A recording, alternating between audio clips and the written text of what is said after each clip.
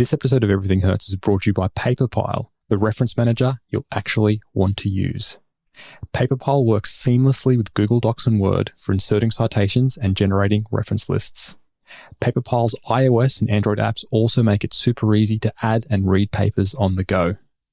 Everything Hertz listeners get 20% off the Paperpile subscription with the coupon code HERTZ. To learn more, visit paperpile.com. Welcome to Everything Hertz. My name is Dan Quintana, and I'm here with James Heathers for episode 133. James, how you going? I saw you did a piece in The Atlantic today. Oh, yeah. Thanks for mentioning that. That'll just date this podcast horribly to the amount of time it takes it to get put out. Yeah. Let's tie everything we do to a temporal timeline we can't sustain, Daniel. Good point. Next week, James. Next week. Yeah, I guess so. And that's next week, though, isn't it? Week is a long time in politics. The piece. Did you like it? I did like it. I like the concept. It was good. Do you want to explain to the dear listeners what you wrote about? Well, they might have read it by now. So it's a silly little thing that I do. When you hear that someone's got some mad conception about some shit, you know, this particular supplement does insert health outcome here. This, this form of exercise is better than all the others, and it's the best. You have to do it. You have to get your granny to do it. Yes, it involves people hitting you with sticks, but you just can't deny the benefits. So granny needs to be in the big stick line with everyone else. And this one was about the idea of putting microchips in a vaccine. And I was kind of low-key obsessed with it because it's one of these, like, these things are all possible. The whole point of art, look at all the contravening evidence and look at the practical barriers to doing that, and it isn't true. I don't like that. It just has no appeal to me. That's why I never got into much sort of the myth-busting world, you know? Well, it's very popular to bash, alternative medicine and Catholics and easy targets. Yeah. It's just not. It's much more fun to go. Oh, okay, let's make it work. What if that was true? What are we going to learn? I mean, it's how my mind works. I don't argue with people. It's just I want to teach people how to dig into stuff. And I had this mad conception, so I wrote to them, and they went, well, this is obviously not what we normally publish, and they took out all the fucks, and now we're here. So, not something I'd normally choose to do. Normally I'd write about science policy or some other fucking fascinating stuff like that, but not today. It was good fun. It was good fun to write. It was good fun to think about. I'll do it more if anyone will let me. There you go. All the section editors listening to this. All none of you. Yeah. We will put that. Buy my stuff. It's great. We'll put that in the show notes. James, I want to ask you, have you ever submitted a paper which involved a submission fee? No, I haven't. This isn't super common within our fields of doing that. In different fields, there is, sometimes it's common within conferences, but in different fields, quite often you'll find that you have to submit, when you submit your paper, there is a small fee or a large fee attached to this.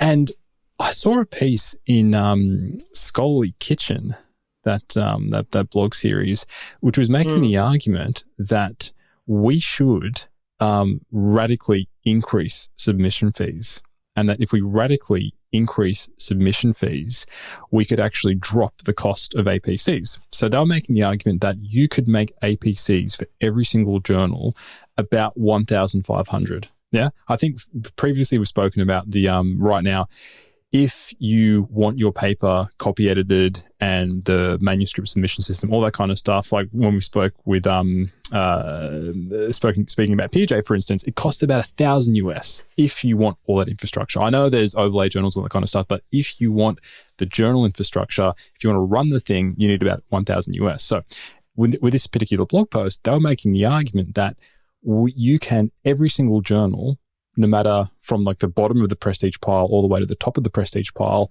can get away with a submission fee of about $1,300. So this is the combination of about a $250 submission fee and like $1,100 if your paper is accepted. And I kind of disagree with this because I think once you have a submission fee, one of the purposes of a submission fee is to discourage bullshit submissions.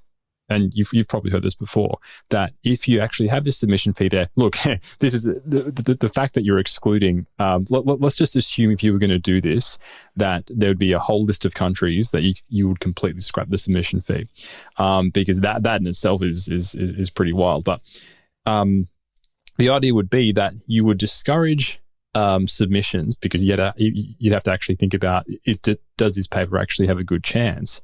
Am I going to spend this money? But then the thing is, with these prestigious journals, if you're actually putting a submission fee, then you're going to get less submissions. But the only way to actually maintain your costs is to increase your submission fee. So the maths doesn't quite figure out. And in the blog post, they're like, for some journals, we can get up to $500. If we do a $500 submission fee, then we can afford it. So it all seems a bit strange. So what is your take on, do you think there's any value whatsoever on having a submission fee? Good question. Let's immediately dispense with it. You're talking about there's two different things here. There's what I would call a popcorn fee, which is a method of like discouraging journal hopping, pushing back against bullshit, etc. $20, $30, $50, like a submission fee. That means don't waste my fucking time. Or like it's going to cost you a small amount of money to get my attention. And I feel like that would change wildly with the journal as to whether or not whether that would work. If you're submitting something you genuinely want to be published in a genuinely fancy pants journal, it's as spit shined as you can make it a lot of the time if you're serious about it. Obviously, there aren't people who act like that. They just go, we'll send it to Nature and see what happens. Put it on the CV, submitted Nature. Yeah. Right. Yeah. Update the CV and then send it out real quick before they reject it in the next 6 hours.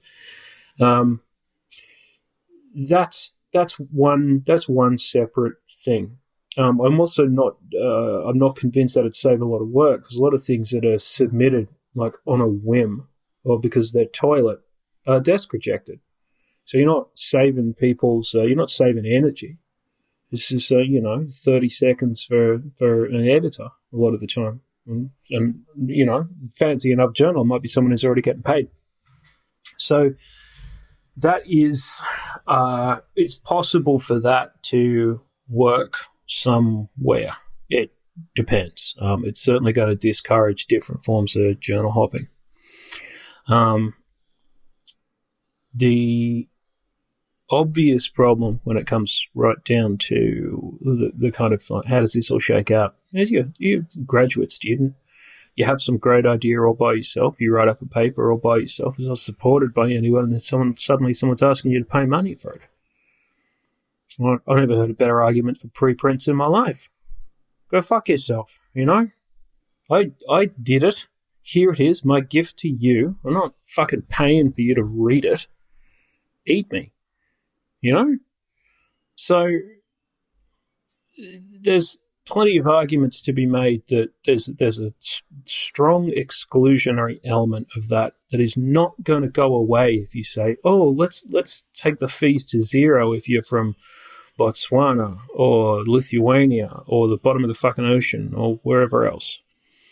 There's plenty of people running on shoestrings, especially these days, and all the structured funding's gone to shit in the last year or so. There's plenty of people who, you got 4, 6 graduate students. They're writing 1 or 2 papers a year. You bump that initial submission fee up to $200 or $300, all of a sudden you could be talking real money. The multiplicans here where everything starts to get interesting. So let's put all of that to one side because, it makes sense to talk about it, but here's the guts of it. it's very difficult to predict how second and third order effects work in a system like this. Right? So let's say we make, what was your sort of median-ish for like a proper decent submission fee, at a good journal? What do you think it would be? Because I haven't read this article. I saw something about this ages ago. I didn't see anything recently. They were saying that going essentially, the more prestigious the article, the higher the rejection rate. So if you do the math, yeah. If you do the maths right, I think they landed on $250 or $300 for a submission fee. Can bring down an APC, can bring down all APCs to $1,500 in total. Okay, so now all the people getting articles rejected are subsidizing the existing publication costs of the people who are getting the articles accepted. That's the argument, yes. And they're saying it's for the greater good because the APCs are getting driven down. But I think the whole system will just fall down because people will submit less. And when you submit less, you have to increase the increase the initial submission fee if you want to maintain your prestige. And I mean, a lot of journals, they're very proud. Well, yeah. So at the moment you've got someone who's not doing this, the community-supported journal or something, even if it's OA at the end, or it's just a regular old, you'll get access to it through your university or steal it from the publisher kind of journal with no fucking submission fee. It's another thing to organise. You've got to get a fucking credit card. You've got to have an argument with your toxic PI about whether or not you get to submit this to a third journal, or you just have to leave it in cyberspace or stick it in your dissertation forever. You're going to end up moving the blocks around on an economy that's really difficult to predict. It's going to result in a lot more submissions for journals that don't do this, because this is an OA support mechanism rather than a RevGen opportunity. Right? It's not journals in the most traditional format going, do you know what? We could just get cash if we ask people. Like a super fucking sophisticated business model. Well done. Have an MBA, dickhead. It's not that. So it's going. I mean, see, you're absolutely right. You start driving down initial submissions. Like, why are we paying money at this journal with a 6% acceptance rate? And we know it's going to go elsewhere anyway because those people are too fancy for us. It's going to end up elsewhere anyway. Why don't we just start there? So if that's the case, I mean, open access publishing is a volume business. There's no way to make anything sufficiently prestigious that some fuckhead's going to pay you $40,000 to publish an article. Yeah? There's no top tier. I mean, there's different journals that do that, but especially within like big self-contained journal groups with their own identity. PLOS, eLife, PJ, whatever. Right? They can't up the OA fee to different tiered models of whatever. They have to have more shit coming in.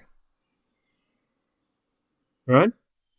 Now, when you narrow the top of that funnel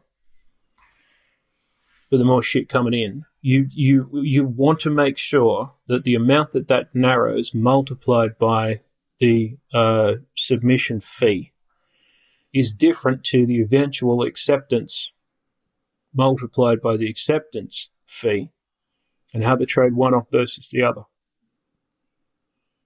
So a sane business that wanted to try this would test it.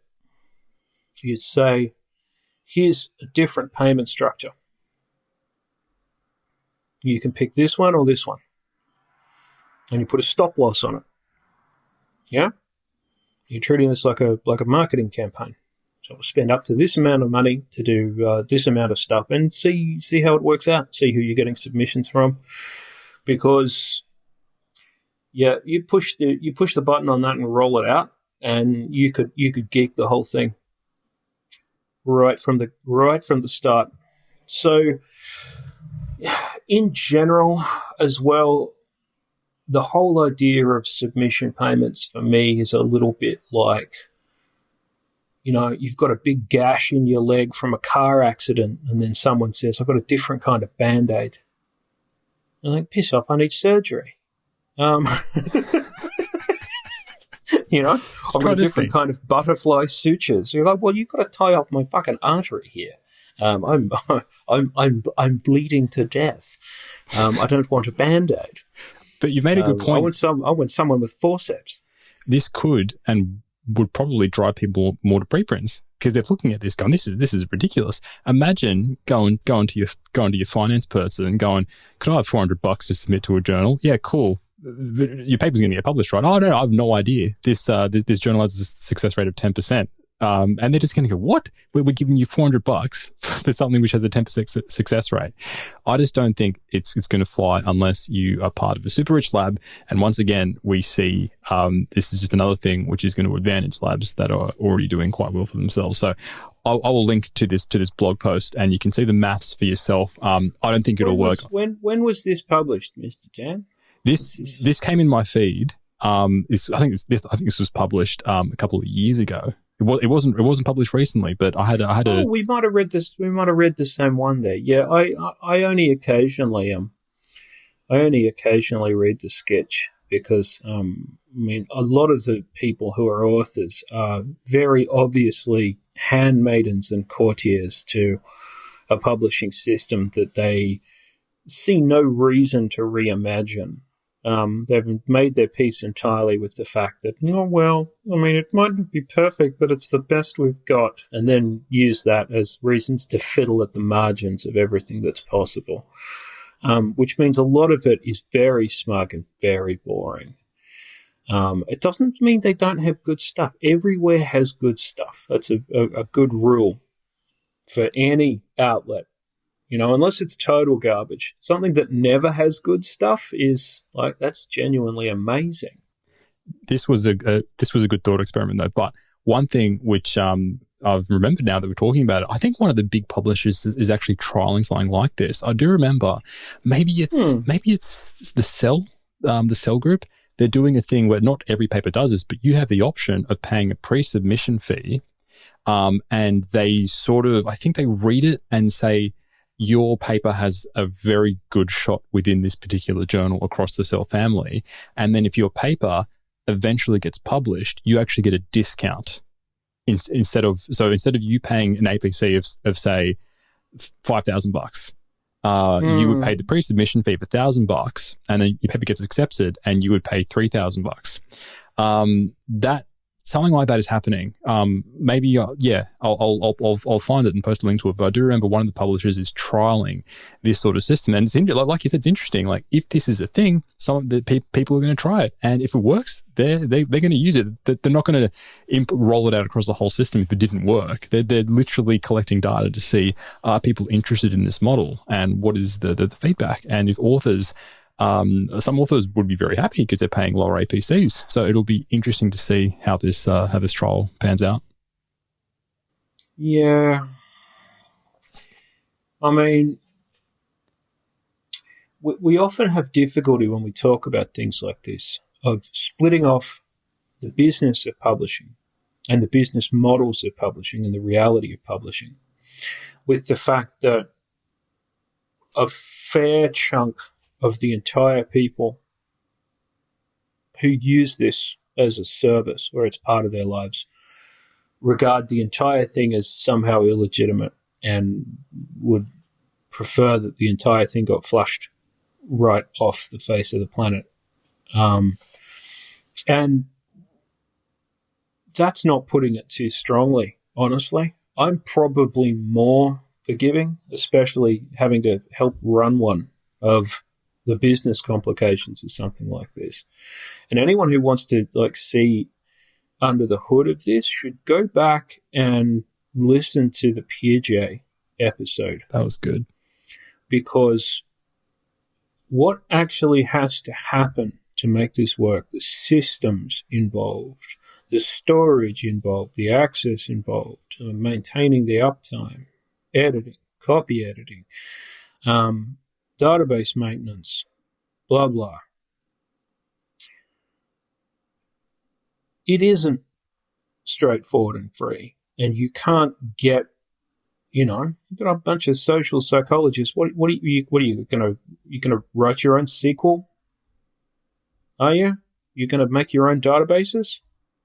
Really? You're going to get all the integrations, all the back-end shit that you need? Those like serious web development? You're going to do all that? You're fucking not. I promise you're not. It's hard. And engineers are not free. Even as scientists are. James, I'm very excited, and I think you're excited as well. I'm always excited. What am I excited about? We have a new partner. Fuck yeah. Go on, Dan. We have a new partner. Paperpile reference management for organizing your citations and all of your PDFs. Paperpile, James. This popped up more than a year, maybe 2 years ago for me. I originally didn't recognize the name when I saw this. But the thing itself, it took me a minute. I'm like, that's the thing in my Google Documents where you click on add-ons and then you get the add-on where it's possible on that menu. And this magical thing pops up on the sidebar. And there's a whole lot of features which I'm sure you'll tell us about. But I have been using this religiously for every citable document that I have to produce. And trust me, I've tried everything. But if you're going to use Google Suite stuff, which a lot of people do because of the accessibility and the ease of being able to track edits, shit like that, a lot of academics do not use. I mean, Overleaf is probably better for some, especially if you've got text involved. There is BibTeX. There is BibTeX and Paperpile. Yeah. I know. It's just habits, you know. People, especially if you're old school, sure, you're probably going to use Overleaf. But I would have said the last few years, like even now, and for chunks of my academic or whatever's, it was all GDocs all the time, just because of the access. It's easy. I have auto LaTeX equations rather than whatever the hell you said already on my my Google Docs, but the actual formal functionality for this, it was the thing that was missing for me in Google Docs to be able to do reference management and insertion. And the fastest paper that I ever wrote was Google Docs with the Paperpile add-on. There's not a lot of like things that are genuinely useful for academic workflow stuff. There's plenty of things that are a bit useful, you know, and obviously there's a lot of reference managers. But for something that actually made like I could look you in the eye and say that made a genuine difference to how I managed to sling this shit out, is definitely one of them. Big fan, super glad they wanted to talk to us. Now here we are. Awesome. Go on. You're doing that thing. You're doing that thing where you're getting all crinkly at the sides and you want to say something. I'm excited. What do you want to say? You look like a dog that knows there's a treat in a hand being held over his head. What? Say it. The smartphone app and sync between the web browser and the smartphone app. It's amazing. It works. The app is incredible. I love it. Why do you need references on your phone? Okay, so let's say I'm on Twitter. Someone goes, here's a good paper. With a single click, using the share sheet, I can save that paper directly to Paperpile, and then it extracts the all the information, the reference information, and if it's available, it extracts the PDF. And as well as actually getting that onto your phone, it automatically syncs to your desktop. And then if you're on your desktop and you're doing highlights, you're doing stuff on the PDF, and that syncs back to your phone as well. It just works. I'm going to tell you, I used to use Papers. Papers was my old reference managing system, but their app just sucked and it was getting clunky and it was getting... I remember you bitching about this. Yeah. Because you buy anything, the moment you stick an Apple sticker on the outside of something or you get something that's iOS only, you immediately get a very diminutive but persistent hard-on for it and then decide somehow that it's great. I was never fully convinced by Papers. It looked okay. It was good, but a couple of years ago. I wasn't thinking of that. So, but basically, when you're just knocking around the internet and you see a thing, There's app with auto import, and that puts it in your reference manager. Done. PDF. Okay. I don't think anything else has that functionality. It's very. I might even try that. It's very impressive. You're ruining my ability to be cynical. This is annoying. Another thing is it's super easy to export your data as well. Other reference managers make it really hard to actually export your data.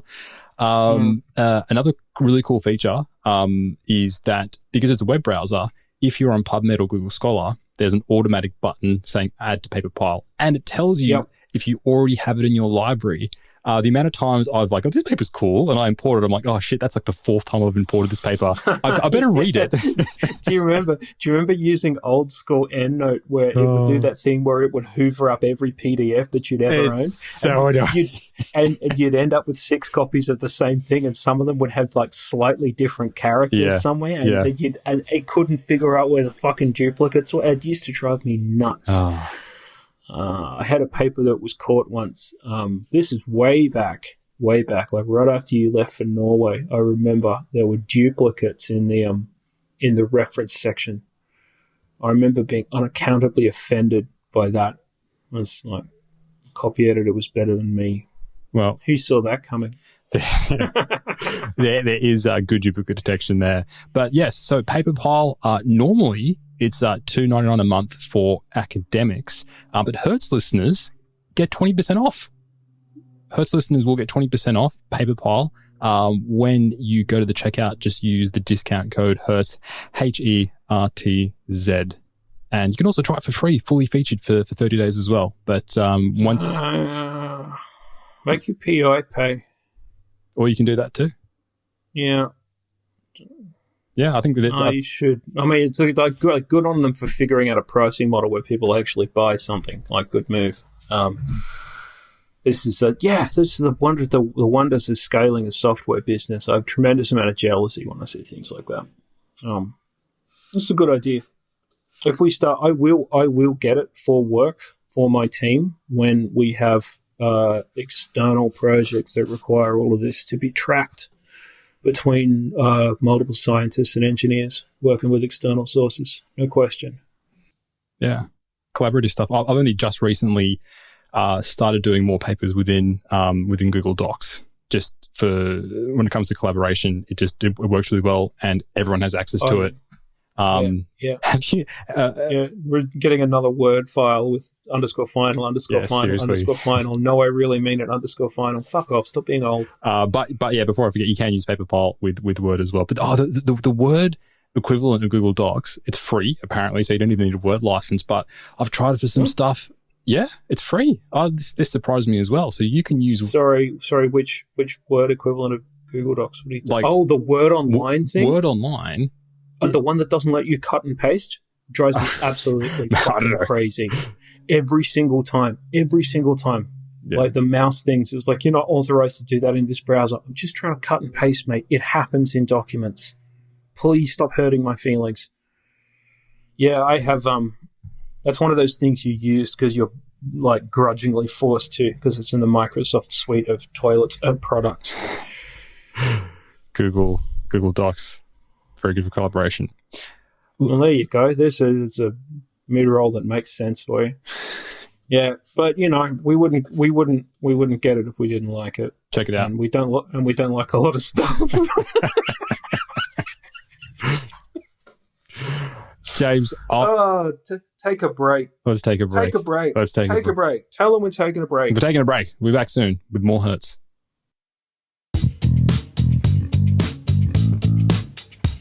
If you're liking what you're hearing, there are a few ways that you can support the work that we do on Everything Hertz. First, you can throw some of your spare change to us each month, $5 to be exact, and you'll get access to a bonus episode every single month. There's also a $1 tier that will get you access to the Everything Hertz newsletter and the occasional bonus episode. Second, we've got a merch store where we sell hoodies, shirts, and coffee mugs, which is our most popular thing that we sell, so you can tell everyone that you listen to the best science podcast in the world. Third, you can tell your friends about the show by sharing links to episodes on social media. James and I love seeing these posts. For links to our Patreon page and merch store, check out the show notes.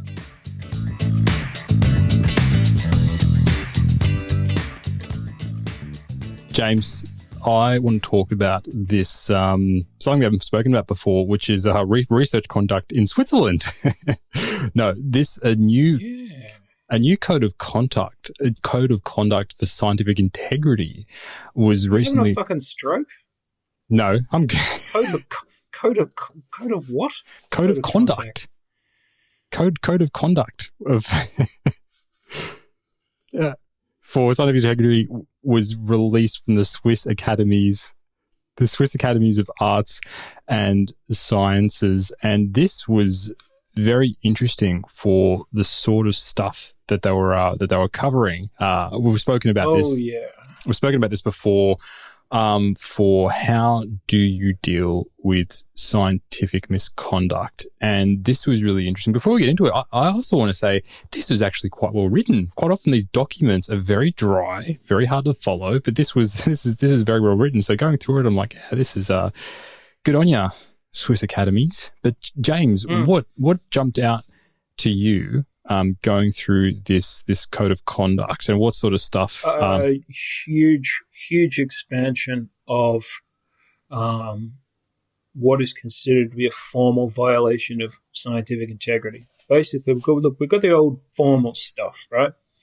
Falsification, fabrication, and plagiarism. Naughty, naughty, naughty, right? And then, they threw their arms open to a fucking substantial amount of extra areas of misconduct. So let's see if I can get them all. There's authorship stuff. So, you're the head of the institution, you muscle in on the graduate student's paper, you add your name, right?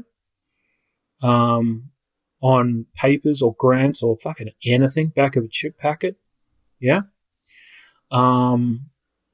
Lies about like publication lists, or like saying something was in a fancy journal doesn't actually exist. Presumably publishing in Science and Nature is still okay. Actual data this is obviously the big one for me, actual data handling stuff. So misuse of materials, failure to preserve materials past a certain point, failure to like withholding when you have no reason to withhold, violating like obligations to disclose. So probably that comes into play in clinical trials. And then there was a whole bunch of other like collaborative stuff. One of the things was failure to investigate another allegation of misconduct. So, person A is harassing person B. Person A takes it to lab head C, and lab head C goes, well, what are you going to do? I think I've got A and B the wrong way around there, but you know what I mean. What are you going to do? We're not going to do anything. Screw it. That in itself is misconduct. Now, according to this definition, it's also now misconduct to lie or obfuscate in a misconduct investigation, which is like crazy. And one of them that stood out was right at the bottom. I think everyone pointed to this, or say it anyway, is like excessive self-citation is now officially misconduct.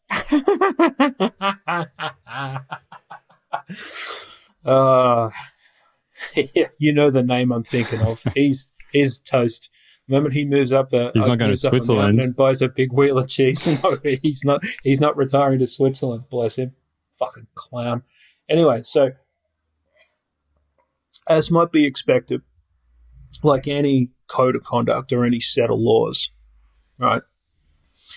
The moment it's released, how that becomes an expression of the reality of whatever, how it's enforced, how it's understood is just as important as what's actually in it. So very, very few, I don't think any really, like I have a few quibbles with some meeting some definition of misconduct. So let's say we've got all this and it includes everything we don't like, right?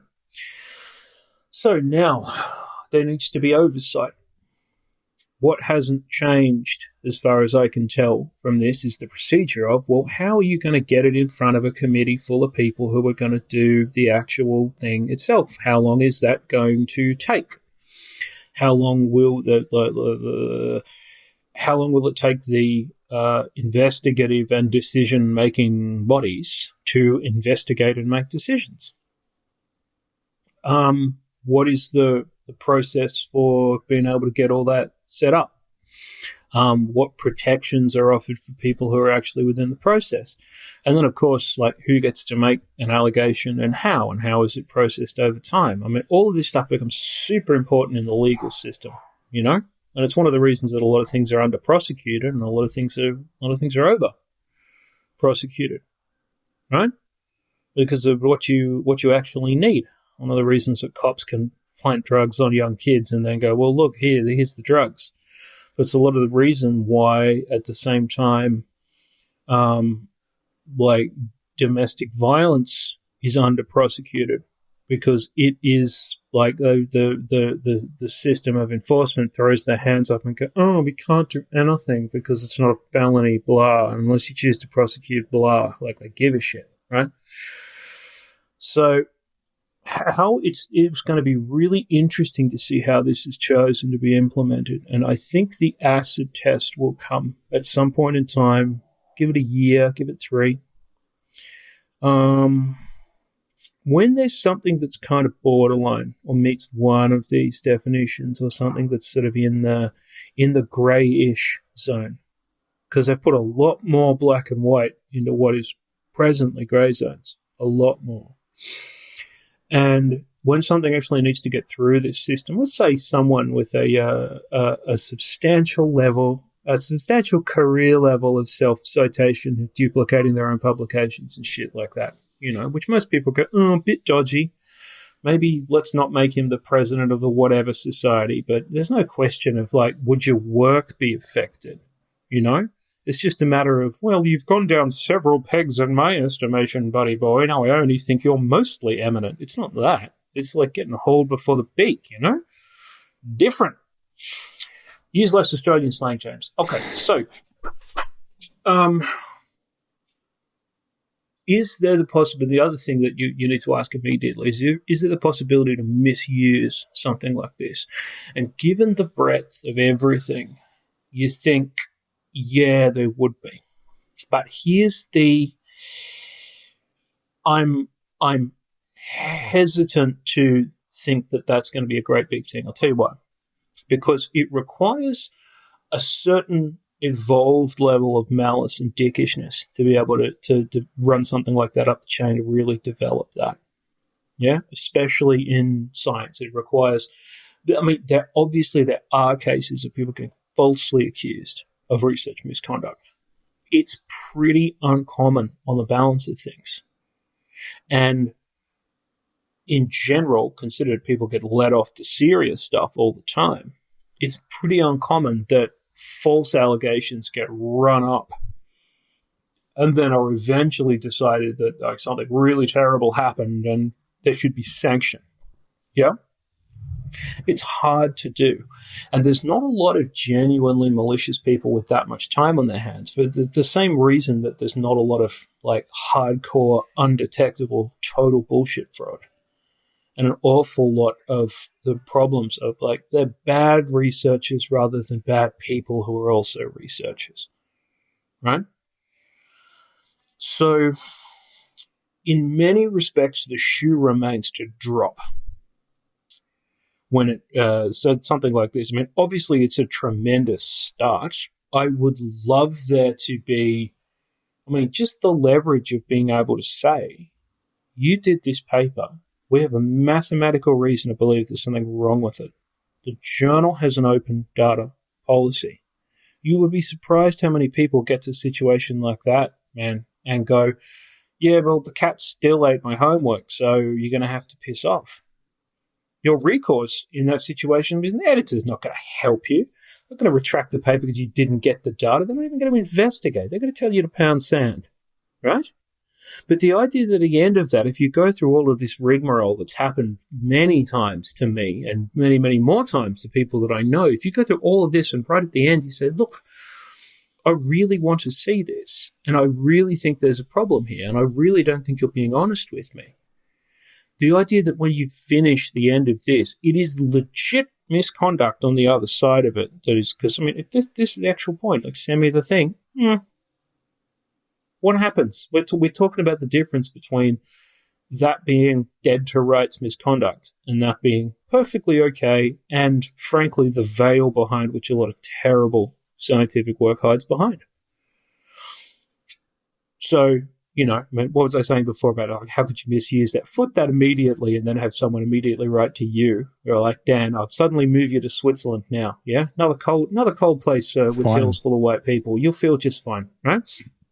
So we move you there, and then suddenly I write to you and say, Dan, I don't like your chin. Send me every piece of relevant data to everything you've ever published. How are we going to handle, like, vexatious requests? Yeah. And the answer is probably socially to a degree. I mean, because if you tell them they're doing that, they go, well, it's misconduct. You didn't immediately send me 45 articles worth of fucking data that was immediately available. It's probably going to, like, they're going to investigate something like that. It's going to shake out the other side. And someone's going to go, well, the person who asked, who's also now part of the public record for having asked, presumably, at some point in time during this, is going to be revealed to be a great big dick. Well, in the Norwegian system, legally, you can find out and get anyone's tax return. You can apply to the tax office and go, I want to get that lady's tax return and find out exactly what her salary is. But here's the kicker. They will find out who asked for it. So, gotcha. So this is transparency. So this is interesting. Like a lot of journalists have used it for public figures. But people almost never use it to spite the neighbors because they will find out who made the request. So if you make these things public, I think that'll really reduce any frivolous applications. You'd think. The right to know and the right to know someone's asking. Interesting. Okay. Yeah, so I imagine that the abuse of that system is probably pretty thin, all things being considered. Very, very, very thin. So, yeah. Yeah. Okay. I mean, you get anything like this, you get a lot of custom more on it in the breach than the observance kind of shit. And when something goes out into social life, I mean, this is a little bit similar in a way to should we make people pay up front for OAP journals? It's really difficult to know exactly how people will act on a macro scale. It's really difficult to predict. So if there were, I mean, the other thing is, of course, is I can't think off the top of my head of any major misconduct investigations in bloody Switzerland. Yeah. Yeah. I mean, a lot of other countries, yeah, you could start listing them off like it's your shopping, you know? But Switzerland?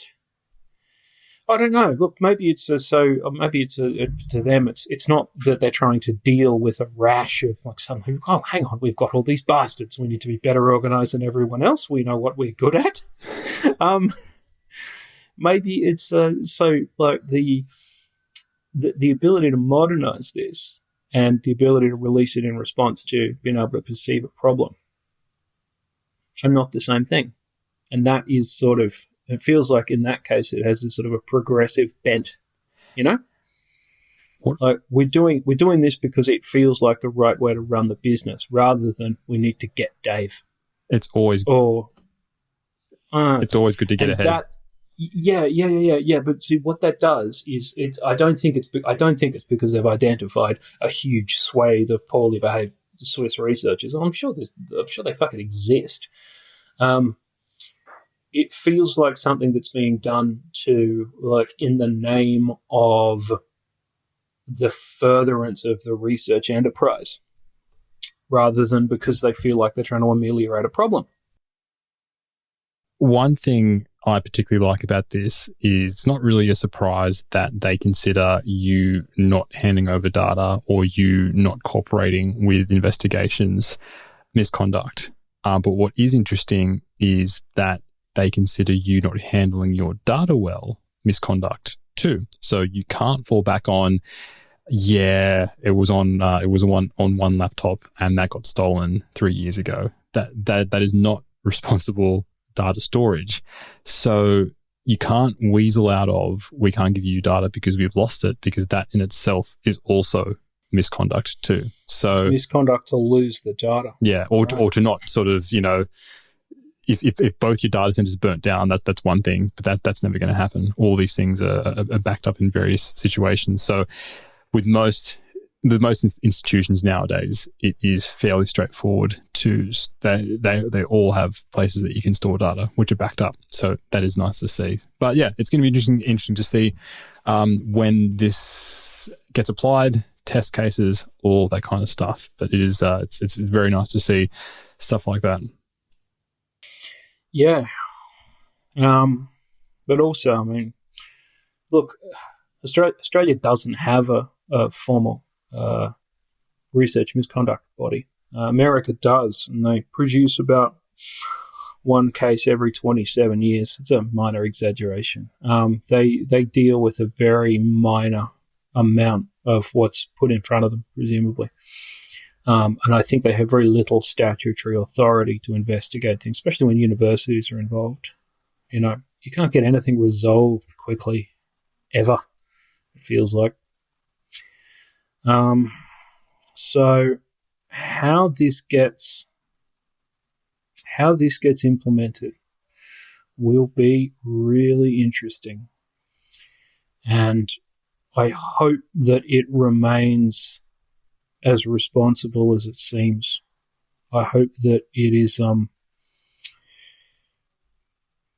I hope it's something they can use to make things better without getting mired in the complications. Because there are a lot of them. A lot. And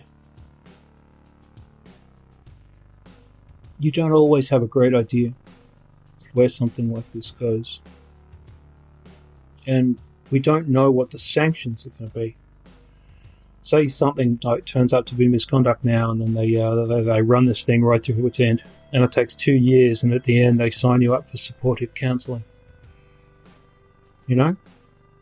So the proportionality remains to be determined as well. I want to see someone get pinged by self-citation. What's the? You said that a minute ago, and you referred to it. You're already guilty. What's the? Get up a mountain. Go to Switzerland. Straight. Get throwing the clacker. What's? What are you in for, mate? Yeah, self-citation.